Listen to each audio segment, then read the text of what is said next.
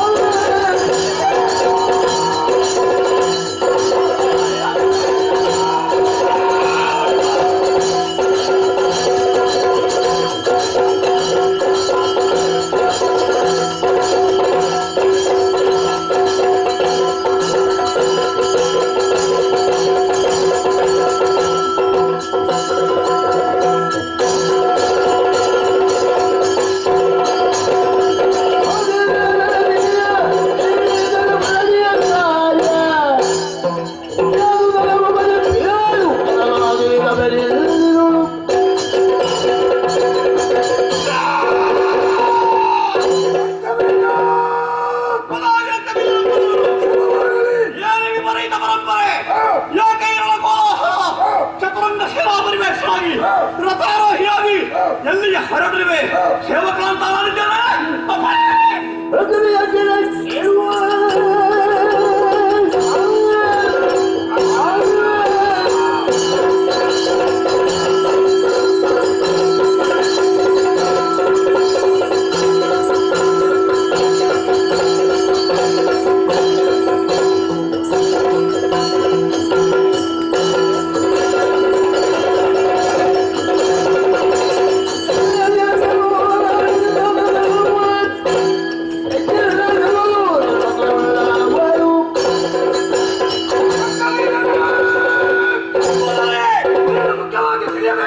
ವಿಷಯ ಬಂದಿದೆ. ಕದಂಬಾವನದಲ್ಲಿ ಹೆಣ್ಣ ಪಡೆಯುತ್ತಾಳೆಂಬ ವಿಚಾರ ತಂಡ ಮುಂದರ ಮೂಲಕ ತಿಳಿದಂತಹ ನಾನು ಅವಳನ್ನು ಮದುವೆಯಾಗುವ ತೀರ್ಮಾನಕ್ಕೆ ಬಂದೆ. ಹೌದು, ಸಂಧಾನದ ಮುಖೇನವಾಗಿ ಅವಳನ್ನು ಕರ್ಕೊಂಡು ಬರುವುದಕ್ಕಾಗಿ ಸುಗ್ರೀವನನ್ನು ಕಳಿಸಿಕೊಟ್ಟೆ. ಸುಗ್ರೀವನ ಸಂಧಾನದ ಹೊರದು ಯುದ್ಧ ಮುಖೇನಕ್ಕೆ ತೋರಿಸಬೇಕೆಂದು ಹೇಳಿದ್ದಳು. ವಹಿಸಿದಳು. ಆ ಬಳಿಕ ಧೂಮ್ರಾಕ್ಷನ್ನು ಕಳಿಸಿಕೊಟ್ಟೆ. ಧೂಮ್ರಾಕ್ಷನ್ನು ಅವಳನ್ನು ಧೂಮ್ರಾಕ್ಷ ಹೋಗಿ ಅವಳ ದುರುಬಿಗ ಕೈ ಕಿರಾಕ್ಷಣ ಧೂಮ್ರಾಕ್ಷಣನ್ನು ಹುಂಕರಿಸುತ್ತಾಳೆ. ಅಳಿದ ಮುಂದೆ ಆ ಬಳಿಕ ಚಂಡಮುಂಡರನ್ನು ಕಳಿಸಿಕೊಟ್ಟೆ. ಪರಿಣಾಮ ಚಂಡಮುಂಡರನ್ನು ಚಂಟಿಕೆಯಾಗಿ ಕೊಂಡುಬಿಟ್ಟರು. ಮಹಾದೇವ ಚಂಡಮುಂಡರು ಪ್ರಭು ಅಳಿದರು. ಈಗ ಯಾವ ತೀರ್ಮಾನ ಹೊರಡಿರುವೆ ಎಂದು ಅವಳನ್ನು ಯುದ್ಧದಲ್ಲಿ ಗೆದ್ದು ಮದುವೆ ಆಗಬೇಕಾಗಿ ನಾನು ಹೋಗ್ತಾ ಇದ್ದೇನೆ. ಮನೋಗತವಾದಂತಹ ಅಭಿಪ್ರಾಯಕ್ಕೆ ಅವಕಾಶವಿದೆ ಪ್ರಭು.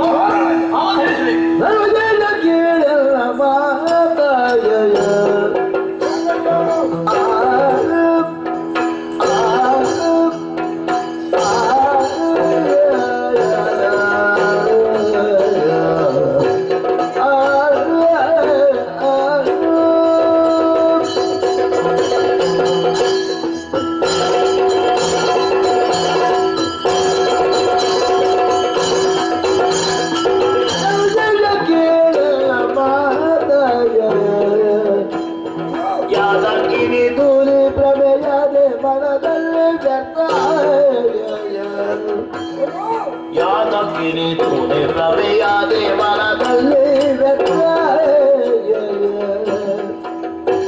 ಮನಸಿ ಜನರಗೆ ತಿರುಗುತ್ತ ಮನಸಿ ಜನರಗೆ ತಿರುಗುತ್ತ ಪರವರಿದ ಜಲಾವರಿಸದೆ ಬಿಡಲು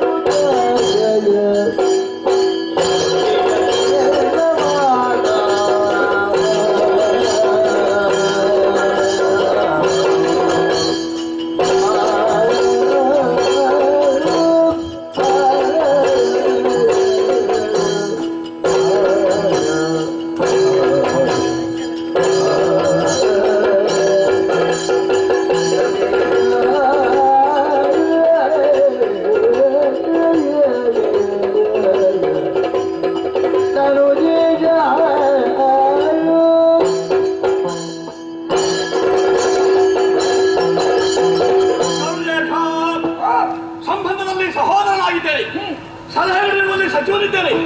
ಯಾವುದೇ ವಿಷಯದ ಕುರಿತು ಯಥಾಸಾಧ್ಯವಾದಂತಹ ಸಲಹೆ ಸೂಚನೆಗಳನ್ನು ಕೊಡಬೇಕಾದ್ದು ನನ್ನ ಕರ್ತವ್ಯವೆಂದೇ ತಿಳಿದುಕೊಂಡಿದ್ದೇನೆ. ಈ ಪ್ರಕರಣದಲ್ಲಿ ನನ್ನ ಭಿನ್ನವನ್ನು ಅವತರಿಸಬೇಕೆಂಬ ಹಾಗೆ ಸನ್ನಿಧಾನವಾಗಿ ಪ್ರಾರ್ಥಿಸುತ್ತಿದ್ದೇನೆ. ಅವನತಿ ಅಂಚಿನಲ್ಲಿರುವಂತಹ ದೈತ್ಯಗಳನ್ನು ಉತ್ತರಿಸಬೇಕೆಂಬಂತಹ ಉದ್ದೇಶದಿಂದ ಪರಮಸಾಧ್ವಿಯಾದಂತಹ ಧನುದೇವಿ ಹರಕ್ಕೆ ಹೊತ್ತು ನವಬ್ರಹ್ಮರಲ್ಲಿ ಒಬ್ಬರಾದಂತಹ ಕಶ್ಯಪರೊಬ್ಬರ ಅನುಗ್ರಹ ವಿಶೇಷದಿಂದ ನಿನ್ನನ್ನು ಮಗನಾಗಿ ಪಡೆದುಕೊಂಡಿದ್ದಾಳೆ. ಪುತ್ರ ರತ್ನರಿಸಿಕೊಂಡಂತಹ ನೀವು ಮಾತೆಯದ್ದಾದಂತಹ ಈ ಹಿತವನ್ನು ಈಡೇರಿಸಬೇಕೆಂಬಂತಹ ಉದ್ದೇಶದಿಂದ ತಾರುಣ್ಯದಲ್ಲಿ ಅರಣ್ಯವನ್ನು ಸೇರಿ ಶರಣ್ಯ ಭಾವದಿಂದ ಹಿರಣ್ಯ ಗರ್ಭವನ್ನು ಮೆಚ್ಚಿಸಿ ಅವನ ಕಾರುಣ್ಯತೆಯೊಳಗಾಗಿ ಅವನಿಗೆ ಅಮೋಘವಾದಂತಹ ಬರಬಲವನ್ನು ಹೊಂದಂತಹ ಧೀಮಂತನಿದ್ದ ಪಡೆದಂತಹ ಬರಬಲವನ್ನು ಸಾರ್ಥಕ್ಕಾಗಿ ವಿನಿಯೋಗಿಸದೆ ಸಮಸ್ತ ದಾನವರ ಏಳಿಗೆಯಾಗಿ ವಿನಿಯೋಗಿಸುವಂತಹ ಆದರ್ಶ ವ್ಯಕ್ತಿತ್ವಗೊಳ್ಳುವ ಆ ಮೂಲಕವಾಗಿ ಧರ್ಮೇಶರಂದು ದೈತ್ಯರಾದನೆಂಬಂತಹ ಕೀರ್ತಿಯನ್ನು ಹೊಂದಿದಂತಹ ಒಬ್ಬ ಧೀಮಂತನಿದ್ದಿ ಪ್ರಭು. ಇದುವರೆಗೆ ಸಮಷ್ಟಿ ಚಿತ್ರದಲ್ಲೇ ಕಾಲವನ್ನು ಕಳೆದವರು. ನನ್ನ ಜೀವನವಿರುವುದೇ ದಾನವರ ಉನ್ನತಿಗಾಗಿ ಎಂಬ ಹಾಗೆ ಘಂಟಾಘೋಷವಾಗಿ ಸಾರಿದವರು. ವ್ಯಷ್ಟಿ ಚಿತ್ರನ ಯಾವತ್ತೂ ಮಾಡಿದವರಲ್ಲ. ಸಾವಿರ ವರ್ಷಗಳ ದೀರ್ಘ ಜೀವನವನ್ನು ಸವಿಸಿದಂತಹ ಈ ಕಾಲಕ್ಕೆ ನಿನಗೆ ಸ್ವಾರ್ಥವೇ ಪ್ರಭು. ವ್ಯಷ್ಟಿ ಚಿತ್ರನಿಗೆ ತೊಡಗಿದೆಯಾದರು. ಕಾಮಿನಿಯ ಬಯಕೆಯರಿಗೆ ಕಾಮನ ಬಾಣಕ್ಕೆ ತನವನ್ನು ನೀಡಿ ಕಾಮಿನಿಯ ಬಯಕೆಯನ್ನು ಮುಂದುವರಿಯುತ್ತಾ ಇದೆಯಲ್ಲ, ಅಂತಹ ಬಯಕೆ ಮುಡಬಾರದೆ ಎಂದು ಹೇಳುವುದಿಲ್ಲ. ಹೆಣ್ಣೊಬ್ಬಳನ್ನು ಪ್ರತ್ಯಕ್ಷವಾಗಿ ನೋಡಿ ಅವಳ ರೂಪ ಲಾವಣ್ಯಗಳಿಗೆ ಮನಸ್ಸೋತು ಅವಳು ಬೇಕು ಅಂತ ಬಯಸಿದ ಅಪರಾಧವೇನುವಲ್ಲ. ಆದರೆ ಬಯಸುತ್ತಿರುವುದು ಯಾರನ್ನೀಗ ನೀನು ನೋಡಬೇಕಂತಹ ಹೆಣ್ಣನ್ನು ಬಯಸ್ತಾ ಇದ್ದ. ಚಂಡಮುಂಡರ ಹೇಳಿಕೆಗಳನ್ನೇ ಕೇಳಿಸಿಕೊಂಡಂತಹ ನೀನು ಅವಳ ಕುರಿತಾಗಿ ಮೋಹಪರವಶನಾಗಿಲ್ಲ. ದೂರದ ಕೆಲಂಬಾರಕೊಂಡು ನಿನ್ನ ಮನವನ್ನು ಸೇರಿ ಮನವನ್ನು ಅವಳು ಮತಿಸುವುದಕ್ಕೆ ತೊಡಗಿದ್ದಾಳೆ. ಆದ್ದರಿಂದ ಅವಳು ಸಾಮಾನ್ಯರ ಮಾತು ನಿರ್ಮಾಣ ಮಾಡಬೇಕು. ಅವಳು ಇಹಕ್ಕೆ ಒದಗಿ ಬರುವಳಲ್ಲ, ಅವಳು ಪರವನಿತೆಯಾಗಿರಬೇಕು. ಹಾಗಾಗಿ ನಾವು ಜಾಗೃತರಾಗುವುದು ಒಳ್ಳೆಯದು ಅಂತ ನನ್ನ ಅಭಿಪ್ರಾಯ. ಅವಳು ಯಾರೇ ಆಗಲಿ ನನ್ನಲ್ಲಿ ಪರಾಕ್ರಮ ಇದೆ ಅಲ್ಲ. ಪರಾಕ್ರಮ ಮೆರೆಸುವುದಕ್ಕೆ ಹೋದರು ಹೊಂದಿದ್ದಾರೆ ಅಂದರೆ ಅಲ್ಪನೇ ಲೋಚನನು ಅಲ್ಪನೇ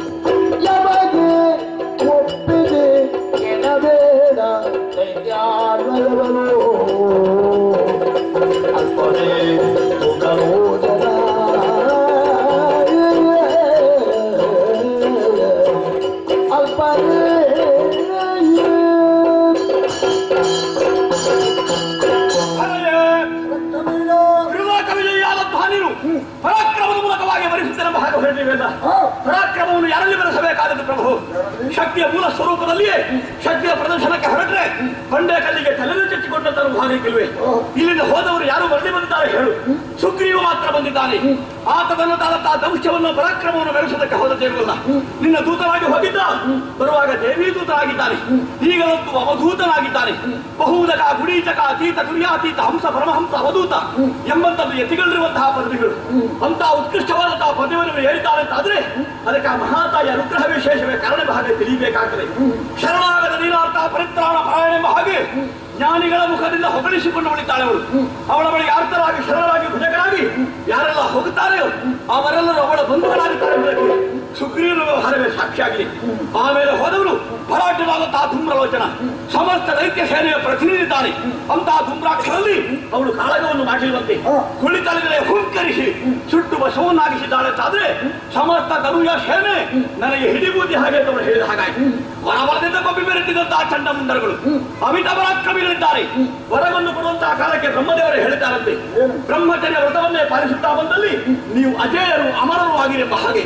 ಇದು ಮೊದಲು ಚಂಡಮುಂಡರ ಹೆಣ್ಣೊಬ್ಬಳನ್ನು ನೋಡಿದುಂಟೆ. ಬಾಯಿಗೆ ಬಂದ ಹಾಗೆ ಬಣ್ಣಿಸಿದ್ದುಂಟೆ. ಕದಂಬಾವನವನ್ನು ಪ್ರವೇಶ ಮಾಡಿ ಆ ಕದಂಬ ವನವಾಸಿನಿಯನ್ನು ನೋಡಿ ನಿನ್ನ ಅಂತಃಪುರವನ್ನು ಸೇರಿ ಅವಳನ್ನು ಬೇಕಾದ ಹಾಗೆ ಬಣ್ಣಿಸುವುದಕ್ಕೆ ತೊಡಗಿದ್ದಾರೆ ಅಂತಾದ್ರೆ ಅವರ ಬ್ರಹ್ಮಚರ್ಯ ಕೆಟ್ಟಿದೆ ಅಂತ ಅರ್ಥ. ಆ ಮೂಲಕವಾಗಿ ಬ್ರಹ್ಮಚರ್ಯವನ್ನು ಗೆಲ್ಲಿಸಿ ಅವರಿಬ್ಬರಲ್ಲಿ ಹೋರಾಟವನ್ನು ಸಗಿ ಅವರ ತಲೆಯನ್ನು ಕತ್ತರಿಸಿ ಭೂಮಿಯಲ್ಲಿ ಚೆಂಡನ್ನಾಡಿ ಚಾಮುಂಡಿರಿಸಿದ್ದಾಳೆ. ಕೋಟಿ ಕೋಟಿ ಸಂಖ್ಯೆ ಧನಜವಿರುವುದು ರಕ್ತದ ಮಡುವಿನಲ್ಲಿ ಕೋಟಿಸುವ ಹಾಗೆ ಮಾಡಿದ್ದಾಳೆ. ಸಾಮಾನ್ಯ ಒಬ್ಬ ರಾಜಗಿಷ್ಟಲ್ಲ ಮಾಡಲಿಕ್ಕೆ ಸಾಧ್ಯವಿಟ್ಟೆ ಪ್ರಭು. ಯಮ ಸಮಯವನ್ನು ಕಾಯ್ತಾ ಇದ್ದಾರೆ. ಯಮನನ್ನು ಕಾಳಗದಲ್ಲಿ ಸೋಲಿಸಿ ಅವರ ದಂಡವನ್ನು ಪಾಶವನ್ನು ಕಿತ್ತುಕೊಂಡು ನೀನು ದಂಡಧರ ಅಂತ ಕಾಲ ಕಳೆಯುತ್ತಾ ಇದ್ದ. ಆ ಯಮನಿಗೆ ನಮ್ಮಲ್ಲಿ ದ್ವೇಷವಿದೆ. ಈ ಸಮಯವನ್ನೇ ಉಪಯೋಗಿಸಿಕೊಂಡು ದಾನವರನ್ನೆಲ್ಲ ಕೊಂಡು ಹೋಗಿ ಶೈಬಿನಲ್ಲಿರಿಸಿ ಅವರು ವಿಚಾರಿಸಬೇಕಾಗಿ ಮುಂದುವರಿದಾರು. ಯಮನಾಲಯದಲ್ಲಿ ಮನೆ ಮಾಡಬೇಕಾಗಿದ್ದು ಪ್ರಭು. ನಾವು ಜಾಗೃತರಾಗೋಣ.